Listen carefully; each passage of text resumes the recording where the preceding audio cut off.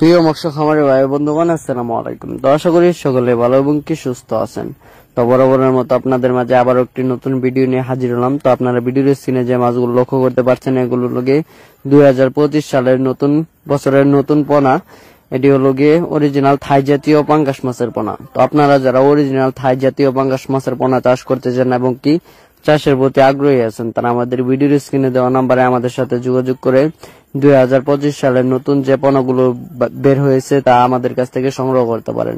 আমাদের কাছে রয়েছে দেশি ও বিদেশি নানান জাতীয় মাছের রেণু পোনা, যেমন দেশি শিং, দেশি মাগুর, ভিয়েতনামি শোল, ভিয়েতনামি কই, অরিজিনাল টাইগার জাতীয় মনোসেক্স তেলাপিয়া, আয়ের, বোয়াল, চিতল সহ সাদা কার্প জাতীয় মাছের রেণু পোনা।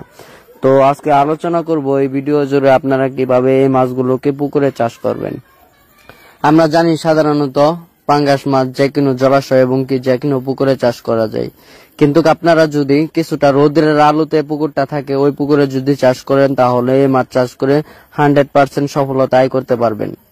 এবং কি আপনাদের পুকুরে কাদামাটি থাকতে হবে কিছুটা কম, কারণ কাদামাটি থেকে গ্যাস হয়ে থাকে, এর ফলে এই মাছগুলো মারা যায়। তো আপনারা পুকুরটা কিভাবে প্রস্তুত করবেন?